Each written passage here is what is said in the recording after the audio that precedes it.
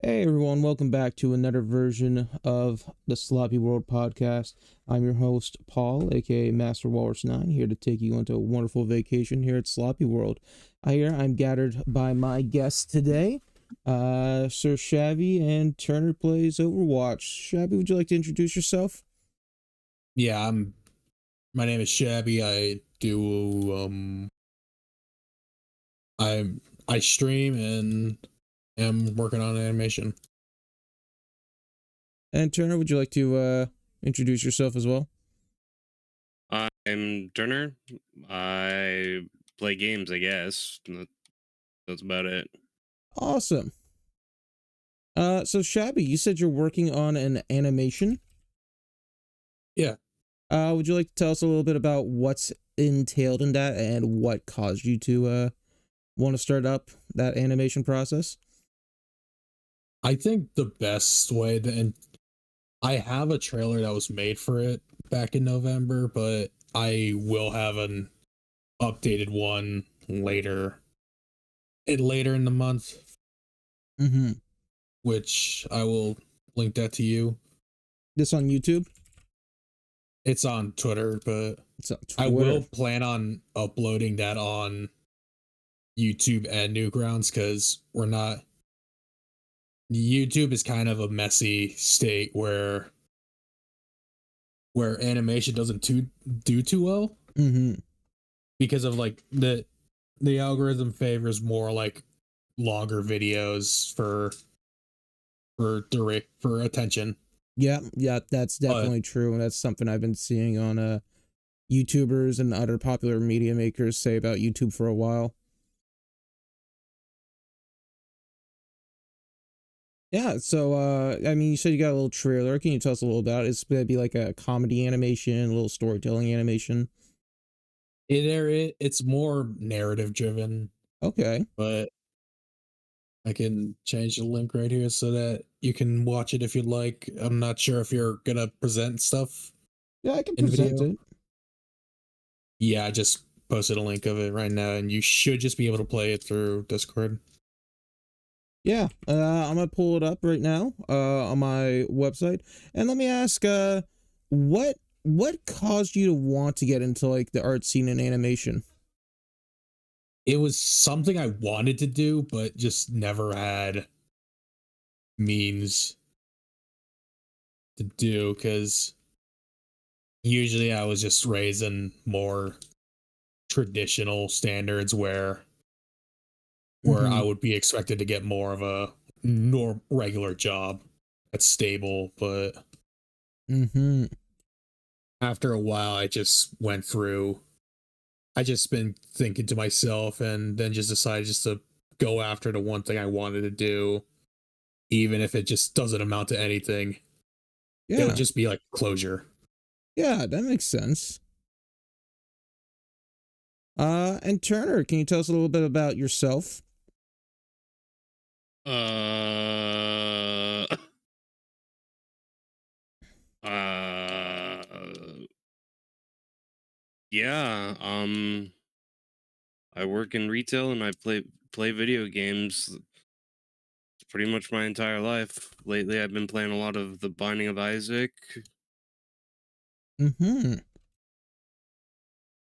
Yeah, no, and have you been enjoying Binding of Isaac? It's been good. It's a very story driven deep game that kind of hides it all. Yeah. It's a roguelike game, and Mm-hmm. it's got a lot of religious, deep stuff in all its animations that you get after you fight the bosses. But you can skip all that if you don't care about it. Yeah, that's fair.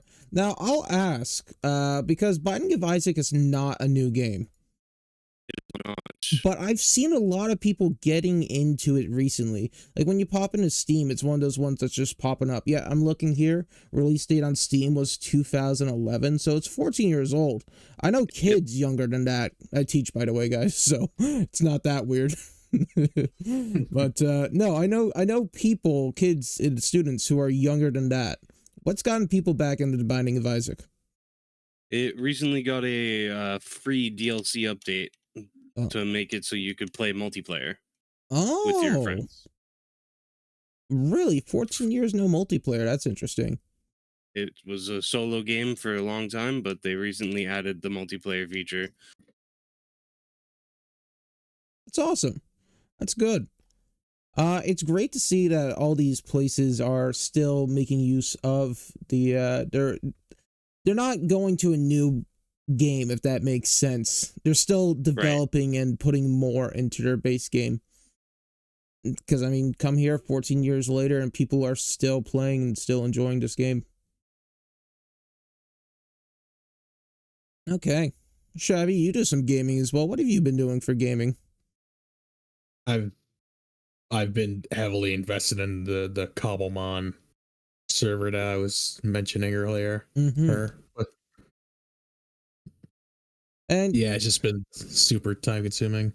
yeah, Cobblemon, Minecraft alone can become very time consuming, but you throw Pokemon into that aspect, then you really get a you really get a drain into your time. I remember last summer I started playing some Cobblemon, and that just took a lot of my time up.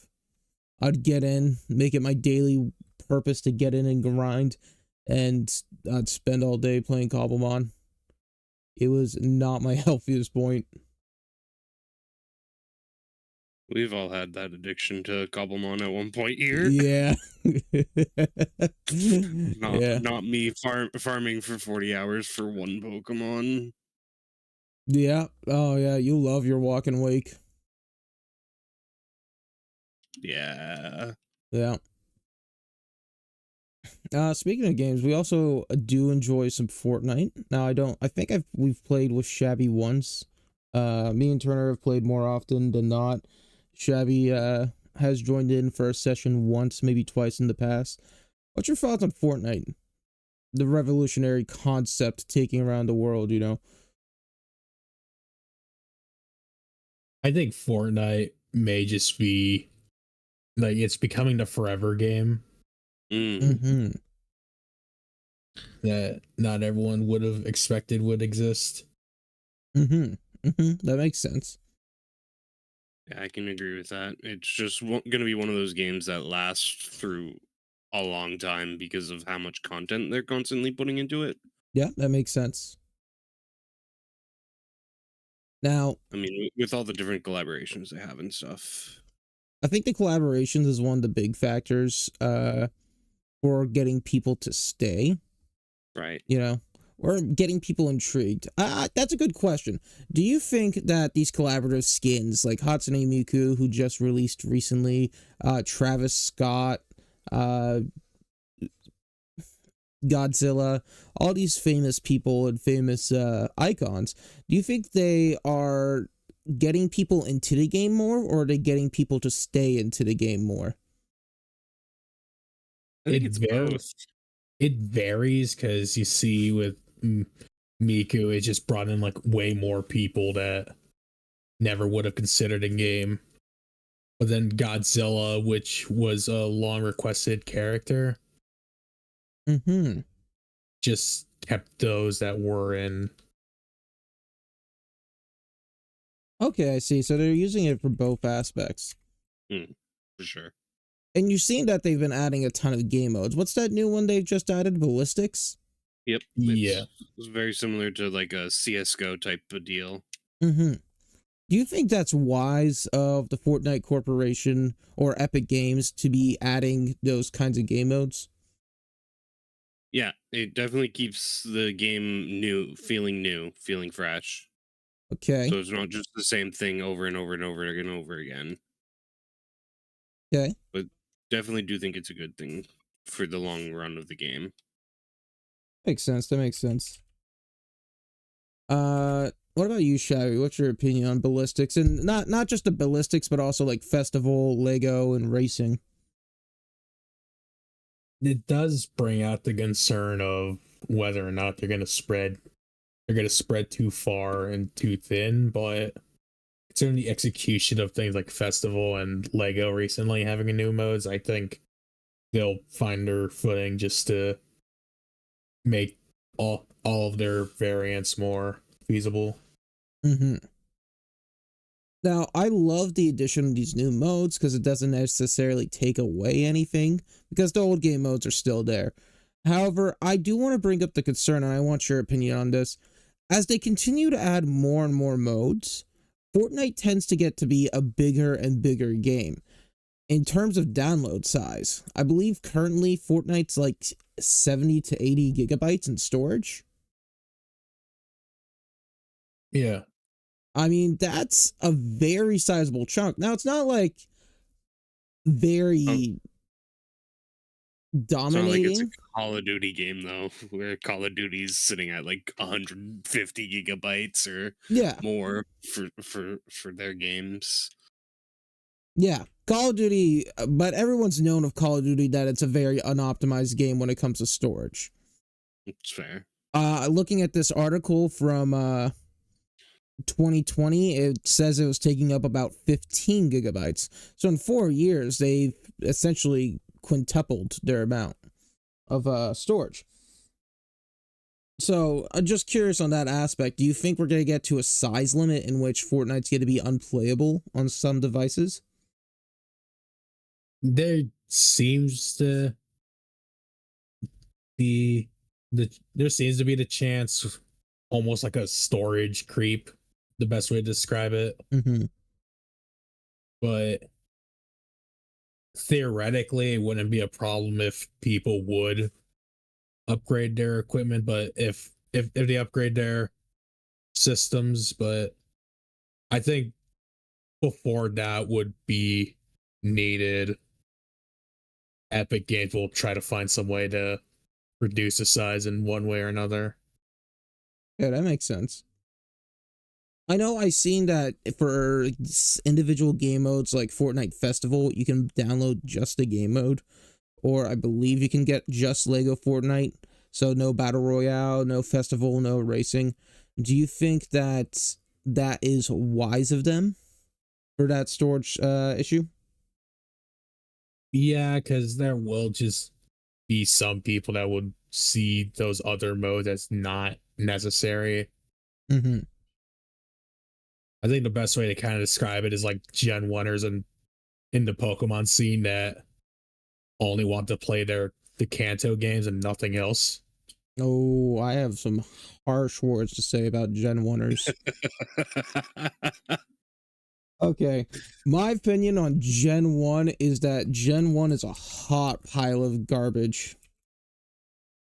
I think anyone who's a true Gen 1er who will not play any other Pokemon game is going to be going into hospice very soon. Like, the Pokemon design, like, okay, Gen 1ers won't even, a true Gen 1er will not consider Gen 3 remakes as part of their possibilities because they've done some changes and stuff. However, when you look at how Gen 1 plays, how it was designed, super unoptimized, super overrated. I can agree with that. I'm a vivid hater of Gen 2, only on the fact that all the people who like Gen 2, half of them like it for the Gen 1 aspect as well. Gen 2 is forgettable at very much a lot of times. I mean, do you remember the Ghost gym leader's name? No. No, It's Morty. Morty. Now, could you tell me what the water gym leader's name is from Gen 1? Misty. Misty. Okay, could you tell me who the Ghost gym leader is from, or the Ghost Elite 4? Agatha. See, you know the Ghost one from Gen 1. Don't know the Ghost one from Gen 2. That's my point. Gen 2 is a very forgettable game, but you come back to it just for the Gen 1 for a lot of people. And that's bad game design in my opinion. I think that Pokemon Gen 1, a lot of people like it because it revolutionized the gaming industry at that point. It's iconic, but when you go back at it from this day and age, it should be a red-blue. It should be at the bottom of people's lists to play. Same thing with gold and silver. Red, heart, fire red, and leaf green should be up higher because they optimized the gameplay. They fixed a lot of bugs. But red and blue, yeah, not my go-to. That's fair. What's your controversial Pokemon opinion? I think Pokemon Emerald is the best game in the series. Okay, Not a lot of people will agree. really? So like, are you considering Gen 3 in total, like Ruby, Sapphire, Emerald, or just Emerald? Just Emerald. Just Emerald. Interesting. Just Emerald. And what causes you to have that point? It could just be my like childhood nostalgia, mostly talking, but I have never had a bad moment, like bad time playing that game. I have always had so much fun playing that game. Okay, that's fair. That's fair. What about you, Shabs? What's your controversial Pokemon take? I'm not really a fan of many of the new Pokemon that end up being fur bait. Okay. Where Yeah, go ahead. it just seems like, especially for starters, like they're giving them jobs first, but then making them into Pokemon. Okay, I see your point. They come up with the core concept, then design the Pokemon around it, rather than design the Pokemon around the core, or come up with the Pokemon, then design the core concept around it, if that kind of makes sense. Yeah, because the one thing I believe is that like a Pokemon, for it to make sense, it should make sense when you see it in nature. Okay, And okay. like starters, for example, like it makes total sense. Like you could imagine the Gen 1 starters like Blastoise, Charizard, and Venusaur like in their own respective environments. Yeah. They got But a then lot of you get- natural camouflage to them that makes sense in their environment. But then you take really the main culprit of Cinderace, where it's like, where would you find that in the wild? Yeah, that's true. I see exactly what you're saying right now. They're no longer looking like... They're looking like animals, but they're not feeling like animals. Pretty much. Yeah. I mean, I think the one that can definitely come... Because I think they're too human-like. We kind of relate them too much to ours. I think the one that definitely comes to mind for a lot of people is going to be Gardevoir. Just because she just looks like a person. But Like, yeah, like, the people that go against what I say will always point to Gardevoir, but Gardevoir was just kind of like an exception. It's like one Pokemon out of like, yeah, at the time, like what, 300 and something? yeah, like 350, I want to say. Yeah, no, I feel that. She was the first to really do her thing of being like a human-like Pokemon. Well, actually not Well, really. there was Jinx. I was just about to say Jinx and Mr. Mime. Yep. In Gen 2. It's still, I mean, I think Mr. Mime is the worst one for that. Because I can see Mr. Mime as a dude. He just looks like a weird old man. Like, dressed as a clown. You know? He doesn't look like a Pokemon. If I saw that thing in nature, I would shoot it. In fact, I think I might start to conceal carry just for the threat of Mr. Mime being around.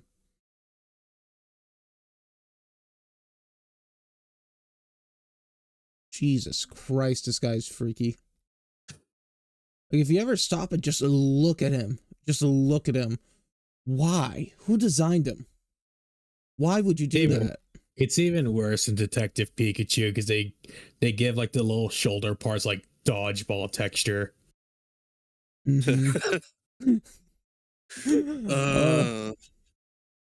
Yeah, no. Designed by Ken Sugimori. Sorry, Ken Sugimori, you cooked on a lot of them, but not this. You burnt that shit, man. Sorry. It's interesting to design Pokemon. How How many people do you think were inspired to get into art just to draw Pokemon? Oh, literally me. Yeah, I know I'd started doing a lot of drawings of Pokemon, but when I was very young, I got those Pokemon art books at the book fair. It was like the one thing I wanted. Man. The trainer expert guides. Kind of. There was the trainer expert guides. I would get like the full Pokédex book so I could look at each Pokemon and draw 'em. Oh, those. But then No, I also got, there was like how to draw Pokemon books. Oh, I never got those, but I would get the trainer books, which would just be like a giant Pokedex. Exactly. Yeah. No, I would get those and I would just draw them. I would do a lot, and I've crashed out. Not want to say crash out. I've not done a lot of art in a recent while, but I do feel like I did improve my art a little bit just from drawing Pokemon. Hmm. I remember when I was, oh shoot, when did Gen 3 come out? Oh Christ! Was that like 2007? 3? 2003? No, Yeah. like Yeah, Gen 3. Gen 3? Yeah. It was definitely earlier than 2007. Where's the Google? Is it? I mean, Pokemon came out. Okay. Ruby, Sapphire, and Emerald released in 2002 and 2004. 2003 and 2005, respectively, in Japan. Maybe it was Gen 3, maybe it was Gen 4. I remember being in a doctor's office. This is one of those weird little early childhood memories that is so vivid. You can't say any details about it, but you know exactly what happened. I remember being in some sort of office, like a lawyer's office or a doctor's office, and seeing a magazine. And on that magazine, there was like, have a chance to design a Pokemon for the new games, right? And I always fascinated about what Pokemon would that be. Now, it might have been for Gen 3, it might have been for Gen 4. Because I don't think it was Gen 5. Gen 4 is what? Platinum, Soul Silver, Pearl, Heart Diamond. Gold. Yeah. That's another big gen. Yeah. No, Gen 4 was great in concept, but poorly optimized by the hardware of the Nintendo DS. It's slow. It's painfully slow. That's fair. And I hate to diss on it, but like the only way I want to play a Gen 4 game is if it's on emulator. That way I can speed boost it. What's also interesting that they changed their form. You don't see a lot of the Pokemon spin-off games anymore. You know what I'm talking about? The Pokemon spin-off games? Well, like the Pokemon Snap. Yeah, Pokemon Snap, Trotsy, Pinball, the Mystery Dungeon, the Pokemon Ranger. Yeah. Pokemon Ranger games were good. Mystery Dungeon games were good. Pokemon Typing. They had a typing game that was Pokemon. Interesting. Yeah, I mean, nowadays all your Pokemon spin-off games are mobile games. Or you get something interesting like Unite. Mm-hmm. All right.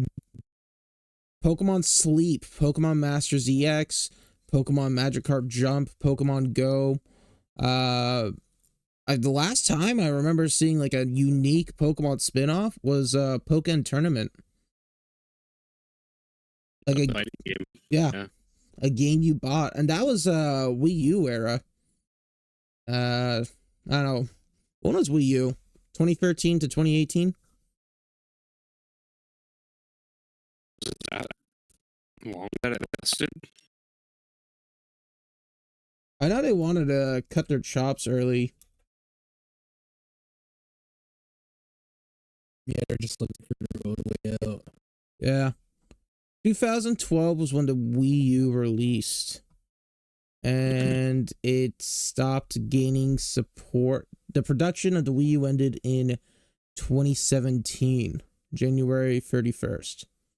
That's crazy to think about. 2 months later, on March 3rd, they released a Nintendo Switch. So it had a lifespan of 5 years, which is relatively short for a console. And what's interesting is we never saw a Pro.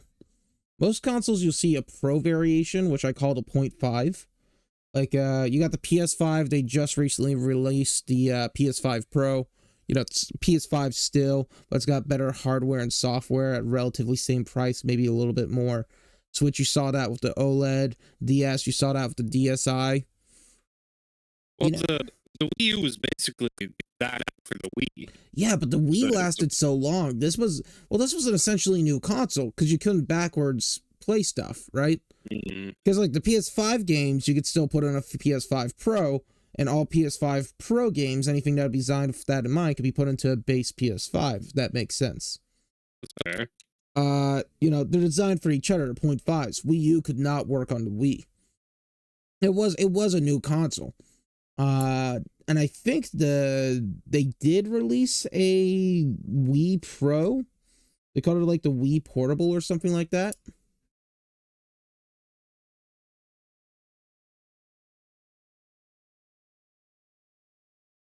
Wii was a really good ass console. Yeah, it was. I mean, shoot. You go in, you got base system Wii, boom, you instantly have a GameCube right there. Yeah. That's wicked awesome.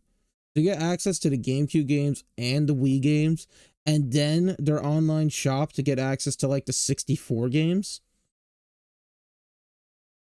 Oh man, Wii was a badass console. I think the only thing it didn't have going for the Wii was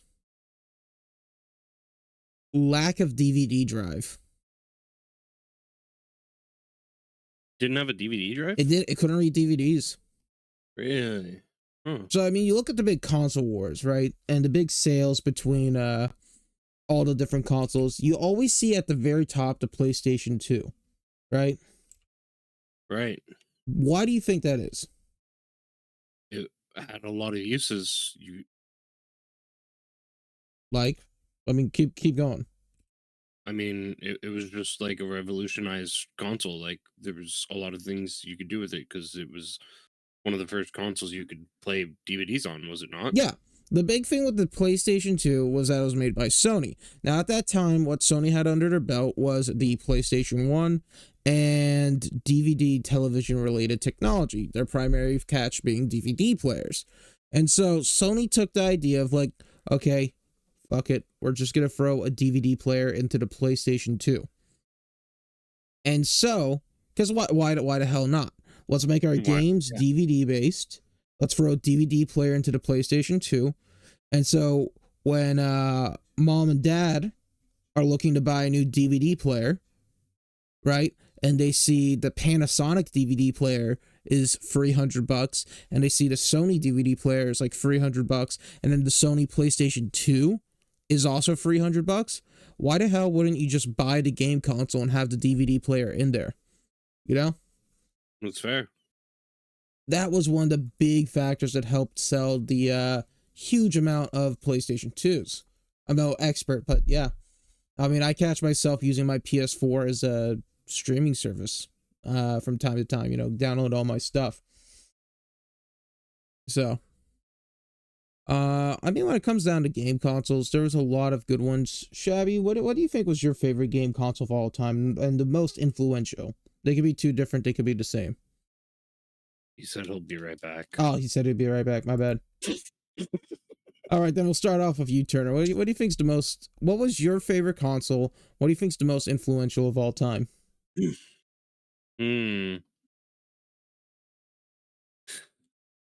That's a hard one because my first console was like the ColecoVision Atari. Oh, like I remember playing like Pitfall and stuff on that. Yeah. When I was a wee lad. And so. No, that makes sense. But like, I was also in the era of the beginning of like the Xbox. So Yeah. like I didn't have an Xbox until early like middle school Mm-hmm. Mm-hmm. because I did not have a very wealthy family, so Oh yeah. we always got like secondhand consoles and whatnot. So No. when we got an Xbox 360, that was like my entire life for such a long time Mm-hmm. because I finally could like play online games. Yeah. Yeah. So like in my opinion, it's either gonna be the Xbox 360 or the early stage consoles like the NES or the ColecoVision. ColecoVision Atari because I grew up on those and then the 360 was just like my first online console. Mm-hmm. No, that makes complete sense. Now coming to the 360, what game do you find yourself playing a lot on there? Game did I play the most on there? Yeah. I played a lot of Modern Warfare 2 and 3. Mm-hmm. Um or I played a lot of Terraria. You do like your Terraria. I still to this day play a lot of You Terraria. do like your Terraria. Yeah. I remember when we got my family got a 360, that was a big thing. We would play a lot of Minecraft and the family connects games. But I always felt weird about playing that. My family was very how do I want to say it? They instilled values on me to where I'm young, I shouldn't be experiencing very rough or vulgar scenarios, if that makes sense. Mm, Like, I would not be playing Call of Duty back when I had a 360 because I was way too young for that kind of game. I know I've had friends who were playing Call of Duty at that time because their parents thought it was fine to them. My parents didn't really think so, and I didn't think so in that manner. It was too mature, too mature. mm. And I felt like the 360 had a lot more of games that were too mature for my age when compared to Nintendo. So I definitely caught myself playing more Nintendo than not. That's fair. Nintendo sedated itself in our visions as the family console. Like yeah, still to this day that's what they mostly are is family friendly gaming Mm-hmm. for the most part. Yeah. Now, when it comes down to the console I find most relevant and I think most important, I definitely think that's going to come down to the Game Boy Advance. Mm, I that's think fair. the Game Boy Advance did for mobile gaming what and I say mobile gaming, I mean having a portable console. For like what the PlayStation did with 3D graphics. Right? The 3D graphics on the PlayStation were revolutionary at the time. That open world aspect, because the PlayStation came out before the 64, if I'm correct. In fact, I actually have it right up here. PlayStation was a 94 and the 64 was a 96. So yeah, the 64 was Nintendo's response to the 3D gameplay of the PlayStation. Mm, And I know that mobile gaming or portable gaming had existed prior to that moment, especially with stuff like the Game Boy and the Game Boy Color, but none of them did it like the Game Boy Advance did. There's a lot of right. limitations with the Color and the regular Game Boy, and I think it got its point across and it helped pave the way. It's important to remember. But if you were to ask me what console I'd want to take with me at all times, I'd pick a Game Boy Advance. It's small, it's light. Uh, I like chargeable stuff, but the batteries make it very easy to change it out if I lose the charger. Pick up another double pack from the grocery store or whatever. Right, yeah. And its game library is great. I mean, you look at Gen 3 Pokemon, Mario Kart Advance, Super Mario Advance. There's a ton of great games on the Game Boy Advance. You could just take it anywhere. True. One console that did very poorly in America as it did in Japan was the PlayStation Portable, actually. Yeah, the PSP. PSP, PS Vita. PS Vita, yep. Japan loves their graphics.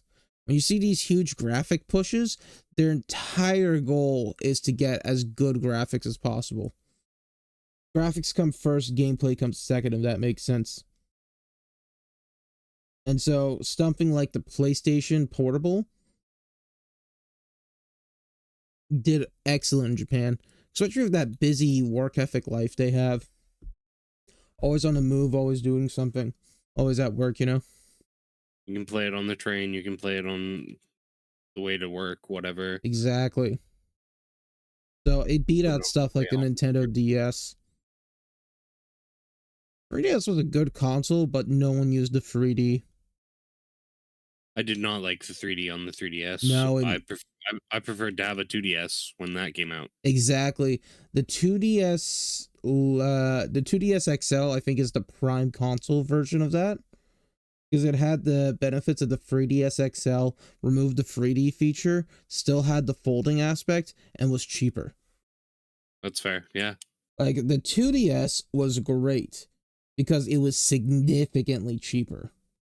However, it was unfoldable, and I think that was a throw off for a lot of people.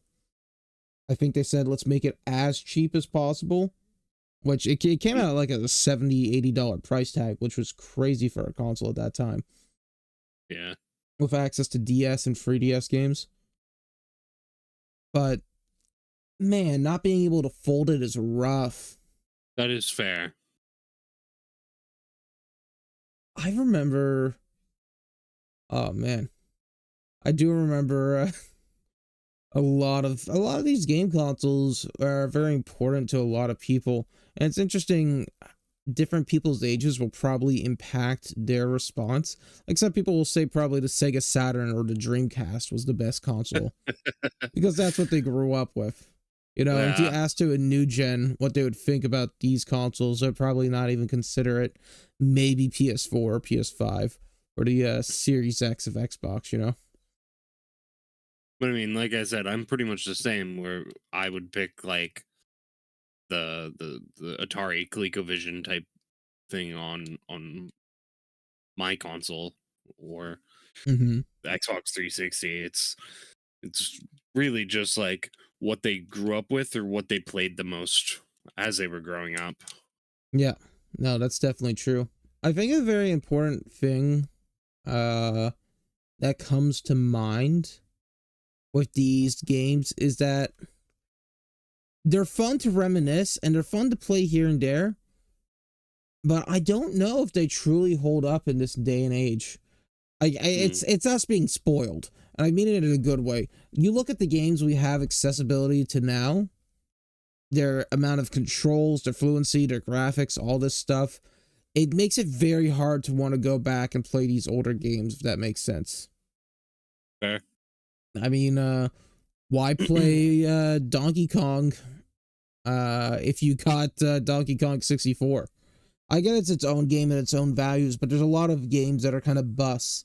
And so when I see these games that are like arcade remasters where they have like 60 plus old games, I'm not incentivized as much to purchase them or play them, if that makes sense. That's fair. Yeah, I mean, there's a Legends flashback console to plug and play. Street Fighter is one of those ones where a lot of people will come back to Street Fighter 2. And I don't know, I don't feel it. I can somewhat get it that's the Street Fighter you've played the most and you have the most time invested in. That's where your majority of your skill lies, so you want to play it. But I also feel like it's just not the greatest. And I'm using Street Fighter 2 as a generalized version, if that makes sense. Right. Like Smash Bros. Melee. A lot of people still play Melee, but the question is why? Because that's the one that they've put the most hours into. Yes, that's exactly it. They put the most hours into Melee, and they don't want to give those hours up. They don't want it to go to waste, if that makes sense. Yeah, they don't want that to fade. And in the same way, we call Brawl a buggy game. And Brawl is a buggy game, and it's got a lot of bad bugs about it. I mean, but we love it for it. We love it for it. Melee's got a lot of bugs, but what do we call those bugs? We call them exploits. Right. Or new tech. Oh, found out this new link tech, or if you throw this bomb 2 frames after he picks it up after dropping it, he'll jump into the air an additional 2 feet. Yeah, shit like that. Yeah. Or the tier lists. I get tier lists. I get why people do tier lists, but I hate tier lists or people who follow the tier list religiously. Right. I think ultimately pick a character you like. Exactly. I can get it, but again, I mean, I want to go in. I want to play Bowser. I'm going to bring Bowser to my best. I've seen tier lists. I remember back in the day when Sheik was a top tier character in Melee, and now Sheik's low tier. And Yoshi was super low tier, but all it took was one guy called Amsa who brought Yoshi up like literal 2-3 tiers because he found out the new text and put in the time. Yeah. And people will probably make an argument, well, yeah, that's the beauty of a tier list. It's the amount of people playing the character is represented there. But I think that tier lists can be a double-sided sword in that manner because it could decentivize people from wanting to play that character. Yeah. If they see, oh, this character's F tier, I won't play it. Exactly. The amount of people that instantly put off like Kirby, Bowser, Ness. I get it. If you're going in for like high level competition, like shit, what's that big fighting game tournament? Evo, right? Right. Like if you're playing to get good at the game, you might listen a little bit to the know your matchups lists and whatnot, but there's a lot of honesty you got to take into yourself. I mean, a lot of people aren't going to Evo. You know, no. You look at the people who go to Evo consistently, there's like 8 people, maybe 16. And, you know, you got to start somewhere. Maybe you got a chance, but there's also a lot of possibility that you don't make it. So why waste your time with a character that you're not having fun with? Right. Your main goal for these games should be having fun. And nothing else. Exactly. Because that's what gaming is for. It's to be having fun. And I know this is going to sound... Yeah, go ahead. Keep going. Like, I understand there's a professional side to gaming nowadays, but that's a very small percentage of people that actually make it to that level. Yeah. So you should be playing games to have fun. Yeah. Now, I'll come out with a point that's going to almost sound hypocritical because I was literally just saying pick the characters you want. But coming in from someone who's played Pokemon in the trading card game, I do get it. There's a lot of dead Pokemon on play. Like, I mean, it's not to the extent of Melee. I think in Melee or most fighting games, any character is usable. It takes a very special type of character to not be usable. I mean, I think Birdie in Street Fighter V, which was a DLC character, was considered highly unplayable. Hugo. It was Hugo. Hugo was considered a highly unplayable character due to size and slow attacks. Huge hitbox, wicked slow attacks. He's got that big power and that grappler aspect, but it's like, come on, he's taking up the entire screen. Right. Now, but there's people who can do the matchups and actually win that 1% chance because they know the character well enough. I think fighting games, there's a lot of possibility to do that. Pokemon, there's a lot of Pokemon who are dead on arrival. Fair. And so they make their own tiers for that, and I think that's fine. But then there's still the people that somehow win tournaments with those same bottom of the barrel Pokemon. Yeah, it's interesting on that regard. Because, I mean, they could come into they could serve their very specific niche. I think a lot of people think of Wolfie Glick's Pachirisu. Right. That motherfucking tank of a Pachirisu. But that was just him using his intelligence, his proper prediction and planning to get the seams. Like, okay, look, this is going to be what we need. Hyper Beam is prevalent in this meta. Pachirisu has Electrolyze to turn it to an Electro move. It's got Volt Absorb to take in the damage. It's just the right combination of things. You know, Pachirisu is not coming back to Worlds in a legitimate manner. And it's got that double battles mechanic. Double battles is a way more loose with it. You think of singles, which is what a lot of people think of with Pokemon. Yeah, again, Pachirisu is probably an NU. That's fair. And I love it. I love those little rats. But it's just, again, they don't get used. Same thing with Pokemon. They drop packs, and, I mean, we just saw the Prismatic Evolutions set list, right? Some Pokemon haven't had a print since, like, they released. Exactly. But we all... yeah, go ahead. I think there was somebody who checked, and like their favorite Pokemon is Mantike, for instance, and it has been printed twice. Yes, since its release, and one of them was just recently. Yeah, and there's an interview with one of the guys who designs and chooses what Pokemon, and they say it's literally whatever I want to put in at that time. You know. Yep. I get it. I absolutely get it.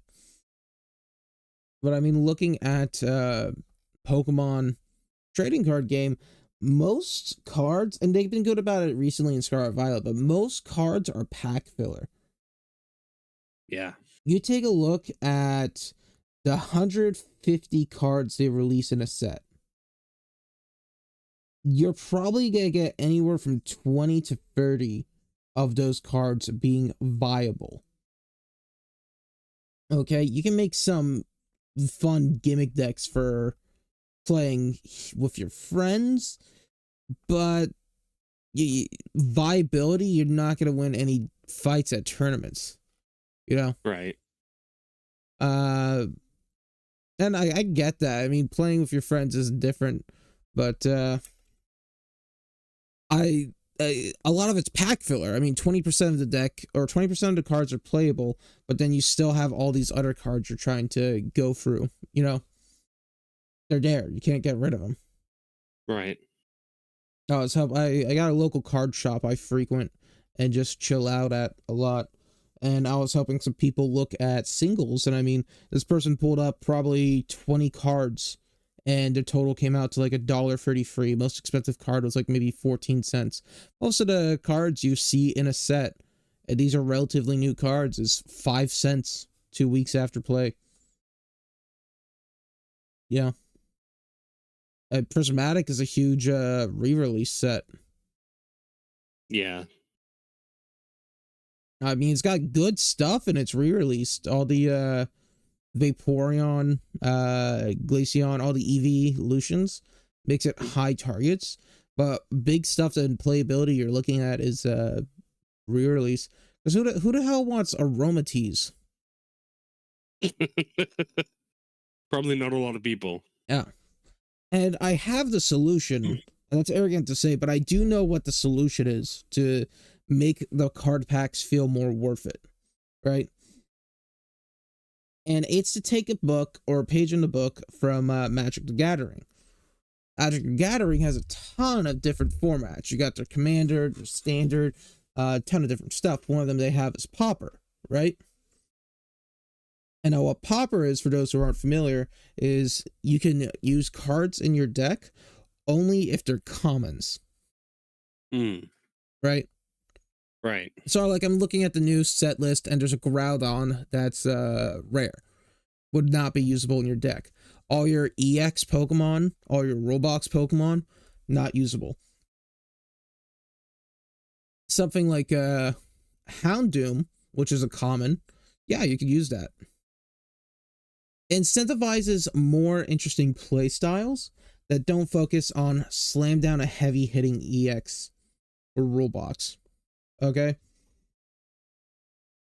Now, the fans have made something like that called Gym Leader Challenge, which is a set of rules that definitely make the game more interesting, and it's rising up in popularity. But I think what has to happen is that Pokemon has to officially recognize some of these events. Yeah, that's true. And we know Pokemon.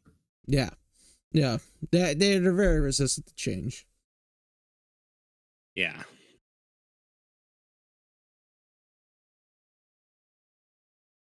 Oh, excuse me. Yeah, Gym Leader Challenge is you can have only one of each card, no Roblox Pokemon, and it's an expanded format. So that way you're not slamming down EXs. You can't spam your deck with the best cards for each one. You know, you gotta have some incentive to play diversely, if that makes sense. Can't just play the same like niche cards that everybody's playing. And it's monotype. That's the other thing. So you can't be blending types together. Ooh, Yeah. very specific. So it's very fun. I've been enjoying it. Speaking of card games, it's very interesting the amount of people trying to get into the card game scene recently. Oh, speaking of card games, the mobile card game had an update recently. Which one? Pokemon Pocket? Yeah. Oh man, I was hesitant to get into Pocket, but man, I see why people play it. It's awesome. It got an update recently. You can trade with your friends now. I know, it's wicked. It's not as wicked. They need to do some adjustments because it's wicked expensive to trade. Oh yeah, it is. But Because you got it, yeah, you got trash. Yeah, go ahead. You need to play the game to actually be able to do this stuff, which means you actually have to take your time and wait for your packs to be able to be regened, or you have to do these daily quests, or you have to do all these different ranked battles to just to be able to maybe get the cards you want. Oh, exactly. I mean, right now, at the time of this recording, there's a drop event for Cresselia EX. And I love these battles. They're fun. As someone who's played the TCG essentially since Live dropped, which was about the launch of the Sword and Shield series, I've played a lot, and I won't say I'm a pro at it, but I know a good thing. I think Pocket translates well. I think Pocket's doing the great job of getting people introduced, and it's doing its job perfectly of making money. Right. It is genuinely probably just gonna be a money grab Oh because yeah. that's what Nintendo's here for. Oh yeah. My personal perspective, do never spend money on a mobile game, because they could take down the mobile game that's an online based mobile game. They could take it down the next day and you get nothing out of it. That's it's true. So I mean, I used to play Fire Emblem Heroes for 6 to 7 years, every single day since launch. Never spent a penny. It just got to be too much. I couldn't keep up with it. Is that game still even existing? It still exists, but in between the launch of Fire Emblem Heroes and like last year, the same company dropped a game called Dragalia Lost. Okay? And Dragalia Lost was popular enough, but it just didn't do too well, so it shut down. And again, you get nothing out of it if it shuts down. You know, they stop printing Pokemon cards tomorrow, you still have all the cards. Yeah, you still have all the ones you have. You can't but take if they that away shut from down you. this, you shut down this online based mobile game. If you spend money on it, you get nothing out of that. Exactly, and that's my philosophy. And you know, if you're someone who wants to spend money and you have the money and you want to, you know, go ahead, it's your money. I can't force you. However, it's using the same ideas of gambling addiction. You know, spend this money, get the character you want. At least with gambling, you have a chance to actually get money. Spend money, you might get the character you want. Exactly. Fire Emblem Fate or Fire Emblem Heroes had one of the best drop rates I've seen from games online, and still, I just there's many times in which I would save for months and not get the guys I wanted. Mm. And you don't have to get the guy you wanted once; you have to get him 11 times in order to maximize your potential on your character. Right. And then you gotta get this other guy in order to get his specific skill that gets redundant within a month. Yeah. It's a super sync. Okay. You know, you buy games, buy Peggle, you're fine, you know, because you own Peggle. They can't take it away from you. You got Minecraft on your phone, they can't take that away from you. Exactly. But online based games like those, where you have to connect to a server, all they gotta do is shut down the server. Right. Speaking of Pokemon Pocket, what deck you been playing? Nidoking Nidoqueen deck. Dude, it's so fun. It's fun. Oh my goodness. I love that deck. So I mean, it just most of the time plays very well. I have a Weezing thrown in there as well, so I can just swap him out and poison the whatever Interesting. Pokemon's in front. And so if I don't have the Nidoking on the board, I still have a way to poison them. Mm-hmm. How many copies you're running of each thing? I have 1 copy of the Nidoqueen line, 2 copies of the Nidoking line, and then the Weezing. And then the Weezing. That's interesting. No, I do like that. Yeah, go ahead, go ahead. The Nidoqueen gets more powerful based on how many Nidokings are on the bench. Mm-hmm. So that's why I had a second copy of the Nidoking just for shits and giggles. Yeah. I'm usually doubler. I want to see my cards doubled up.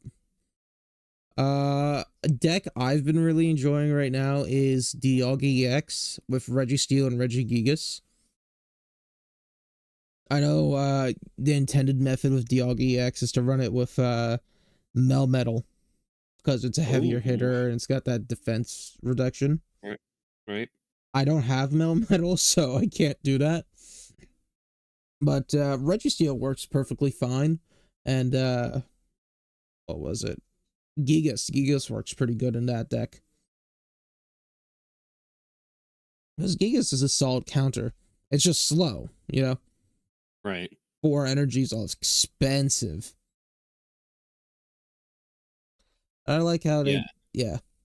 I haven't... I literally just updated this like 2 days ago. And so I've recently just got back into playing it. Yep. So I've missed out on some time on this game. Yeah. I do not have a whole lot of cards from this new set. I saved up for a month. Like, I opened 2 10s in Mystic Island. And I saved up to open like 3 10 sets in the Dialga pack.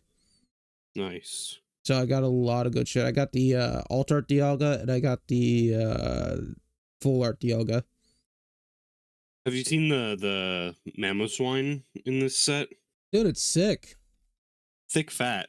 Big fat, it's awesome, yeah. And then it just hits for 120 damage. 160 hits for 120.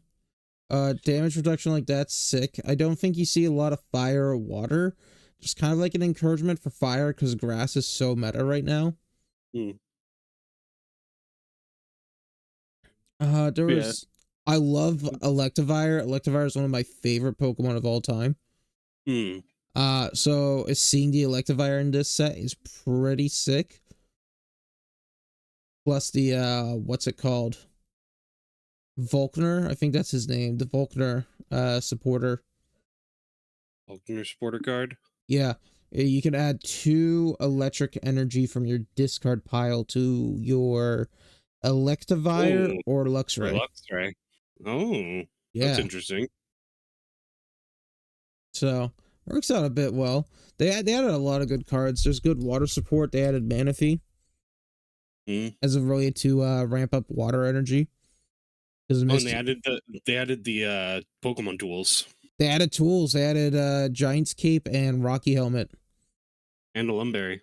Lumberry, yeah. I don't know how I feel about Lumberry. I don't think it's necessary just yet. Maybe certain decks could like it. It's interesting. Because if you play an evolution based deck, you either have the HP for it, or you'll heal up from the status by evolving, right? Yeah. So I could see something that just runs basics like Celebi EX wanting that Lumberry card.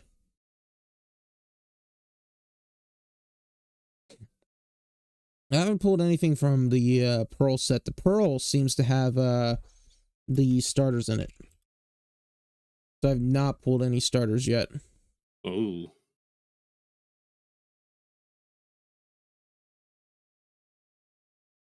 I think this set's called Temporal Distortion.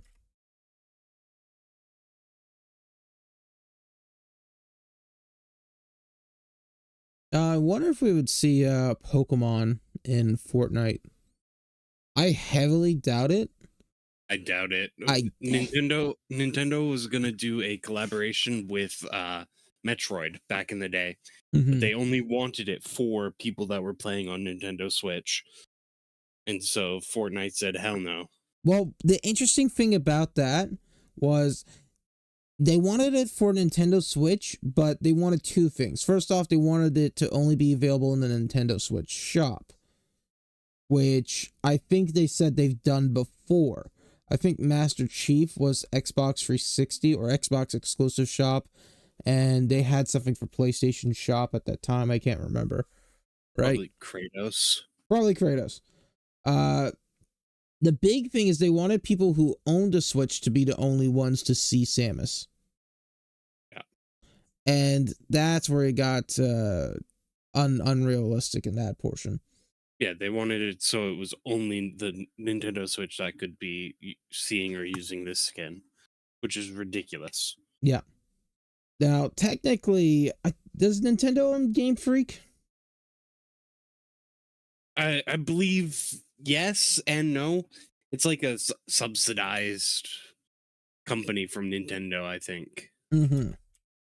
They probably have contracts to only do games with Nintendo, but I don't know. Let's see.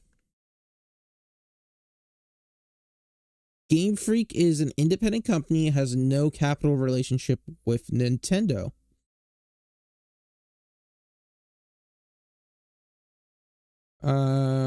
Yeah, Nintendo does not own Game Freak.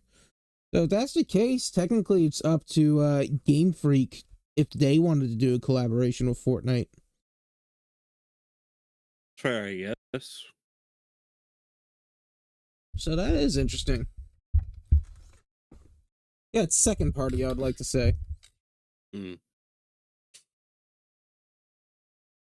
Still be interesting on what you would put in the Fortnite, though. Yeah, I mean, you definitely want skins. Every, that's the thing that sells. You want skins. So, what would you do for Pokemon skins in Fortnite? We got to get all the kids, right? Yeah. We're getting Ash Ketchum. Okay, so you're saying get from the show. Yeah, we're getting Ash Ketchum. Okay. I dig that. I don't know who else. Like, genuinely, it's such a strange thing to try and think of. Because I think it'd be hilarious to see something like a fucking Incineroar or something wielding these guns, but like I was gonna say I want to see the Pokemon have the guns. Like, I don't think that would be allowed. No, that's what needs to happen, dude. Look at what they tried to do about fucking Pal World. I don't think Nintendo ever sued them, or Game Freak ever sued them. Nintendo tried. Did they try? They tried. Oh. Okay, I didn't know that. I knew there was some legal controversy, but I thought it was them trying to get a different game, like not Pal World. And journalists were being vague on purpose to make it seem like Nintendo was trying to sue Power World. So I don't know. I didn't pay attention too much to the topic. I thought Power World was cool, but I never bought it because I don't spend money on games too much. Yeah. So Nintendo is trying to sue Power World for a patent infringement Okay, that is interesting. on 3 patented game mechanics: I think one throwing a of ball at a character in a field to trigger combat, aiming and throwing something to capture creatures in the wild, and mounting and riding creatures in an open world. mm-hmm.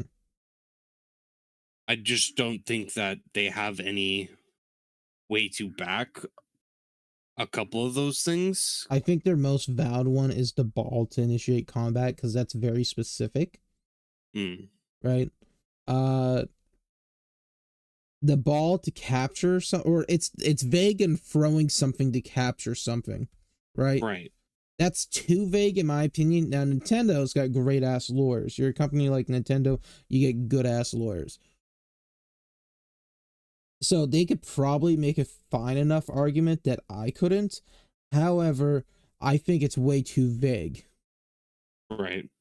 If they were to specify it as ball to capture a creature, then sure, you might have more of an argument, but still, I don't think it's valid enough. I mean, yeah. And mounting and 'Cause, like, riding animals is just out of there. yeah, that one I'm definitely taking out because that has been forever. Fucking Red Dead 2. Right. But the aiming and throwing something to capture creatures in the wild, that one is like way too vague to be a real like defense like on Yeah. why they're trying to sue, because it's like, hey, they were throwing stuff at those creatures to catch them. You do realize that that has been happening in real life for thousands of years. They were throwing Nets. nets Yes. to capture creatures. You know, Yes. I'm just saying this. Like, if we're going there, throwing things to capture things, like, Yeah. we gotta be specific because that's a little bit too vague. Interestingly, that's one thing that they could never get Digimon on, because I'm thinking of the Digimon World turn-based RPG games, right? As much as people love to say Digimon is a Pokemon clone, yada yada yada, the games are fundamentally different. Oh yeah, completely. You look at the 3D open world Digimon games, the gameplay is entirely different from Pokemon. There's still some like RPG elements, but it's the same as like fucking comparing Pokemon to Final Fantasy VII. Right. And the turn-based RPG ones are different as well. Just entirely different way of mechanics, but ultimately you don't capture your Digimon. You fight them enough to record their data and then you digitize them. There's no capturing involved, if that makes sense. So that's something that they actually couldn't get Bandai on. Right. And then I mean, Bandai just went full fucking crazy with it and put out fighting games with Digimon. Oh, I fucking love Digimon Rumble Arena. It's such a good game. Such a good game. And Pokemon didn't even think to do that for whoever knows how long. But they want to keep their child-friendly appearance. I get that, but like, dude, they had a couple Pokemon here and there in like the Smash Bros, but like nothing to the extent of Rumble Arena. It was just so base because like you had to do certain things to level up and evolve your characters in the middle of the fight in that game. It was just such a good game. Oh, it was so good. I want to do that again. I want to see if I could find a way to do it again. Oh. I had a friend who played it on the jailbroken like original Xbox. Yeah. I used to go over and play it at his place all the time. Dude, I got it on PlayStation. I got Rumble Arena 1, Rumble Arena 2, and they released one on the 360. It's like Digimon Ultimate Rumble, I think. I'll look it up. That game was not good. Was it not? No, because they switched from the 2D platforming kind of area to 3D arena brawler. Oh, so it was more like a Tekken or Almost, but it was whatever. very clunky. Oh. Yeah, they dropped Digimon All-Star Rumble was a spiritual successor, which released for the 360 and PS3 in 2014, and it was poorly received by reviewers. I remember there was a point in time in which I wanted to go through and beat all my 360 games, and that was one of them, and you just I gave up, dude. I gave up. It was so terrible.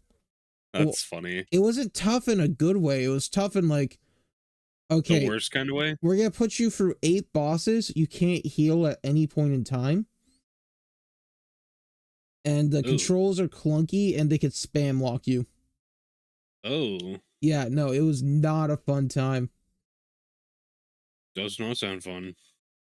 Bandai's been on their hit though. They've been doing a lot of good stuff. They've been pulling out the Digimon.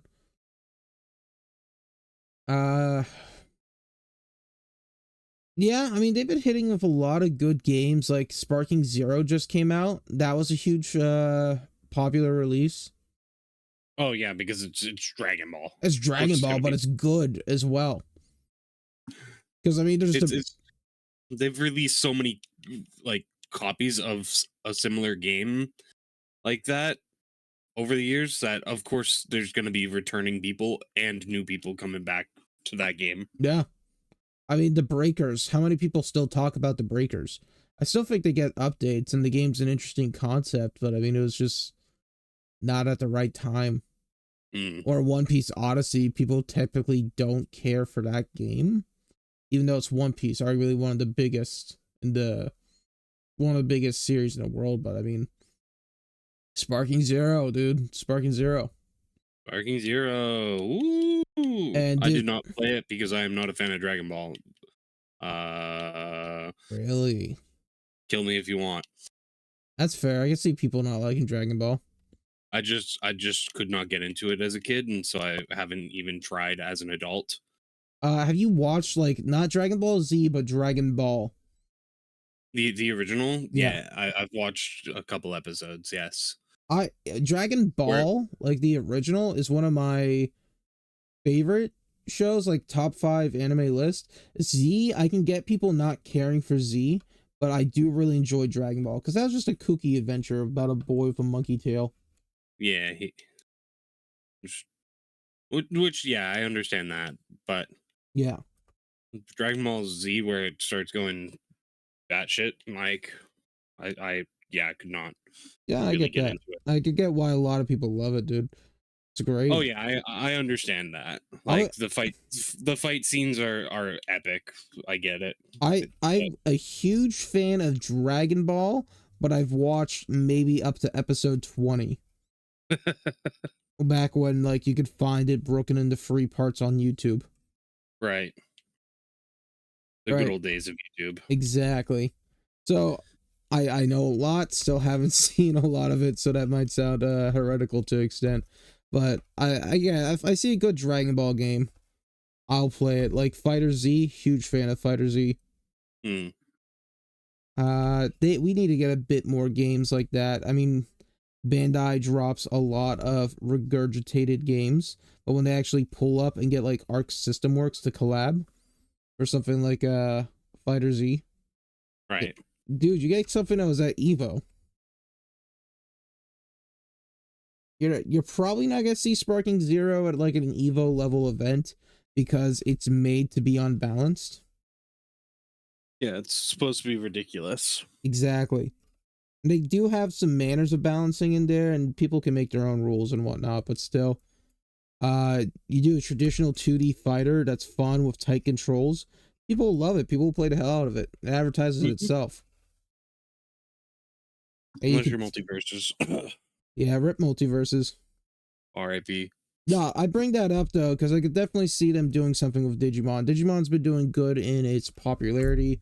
We just got Digimon World Next Order. Digimon World Survive was recent. That did well. The Digimon's doing well. It's not doing great where it's making headlines everywhere, but it's back. It's back. It's back in business. It's gonna catch on, maybe. I played Cyber Sleuth. Cyber Sleuth was beautiful. It's exactly what I wanted as someone who played Digimon World DS.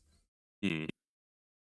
All right, Digimon Story Cyber Sleuth. That was a great game, and I still have to go through and beat the second version. And they drop a lot of these like 3D brawler games that people really don't care for. My Heroes One's Justice, One Punch Man, Yeah. the Naruto Storm games. I mean, it's kind of what Naruto's got going for it game wise. So That's all Naruto has is those games. yeah. So I don't want a 3D brawler like that, but bring back like the 2D brawler with the Digivolution aspects and make Digimon Rumble Arena free, and we could be talking. Right. The card game has been if they told me they were releasing a third, I would drop whatever I was doing to see it. I'd pay it. I'm very, very rarely paying $60 for a game. Right? I'm into philosophy. I will wait till it's $20. I will wait till it's on sale. Exactly. And Steam summer sale, sure. Good sale. I'm not talking like $10 off. I mean, like, you gotta be $20 or less, then it's worth it.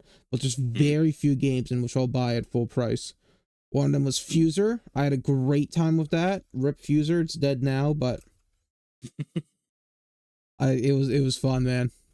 My recent thoughts on gaming is how much I put into it, like money wise, is how many hours I should at minimum have in gameplay. Oh hell yeah. Like if I pay $60, I should be having at least 60 hours of gameplay. Exactly. And when it comes to sale games like $20, that's how much I expect to get out of it. Sometimes you get something that's really worth your money and you're decently surprised. I loved Persona 5. I went through and platinumed that. And I was like 120 hours, I want to say, I put into Persona 5. And I get stuff that I've bought and I've put like maybe 5 minutes and just haven't touched again, just because I haven't felt like I want to play it. Like Fallout New Vegas or Halo Master Chief Collection. I bought Halo Master Chief Collection when I was still in high school, which was at least like 6 years ago. And I've opened it once and played, I think, the first mission of Reach. So, and it's one of those ones I do want to play. It's on my list. It's just like, dude, I got Fortnite. I want to go in and get my V-Bucks. I want to go in and get my Godzilla skin. If I'm not playing Fortnite, then I'm playing something else. I got Pokemon. I got Minecraft. I got all these old DS ROMs. You know, it's a great time to be a gamer because there's so much accessible. And we're getting a lot of stuff new, you know. I think that's a good place to relatively end it. So that's yeah, I mean, we've been going in for like an hour 20 so far. So if you got any comments on how you want to end the night, feel free to share them right now.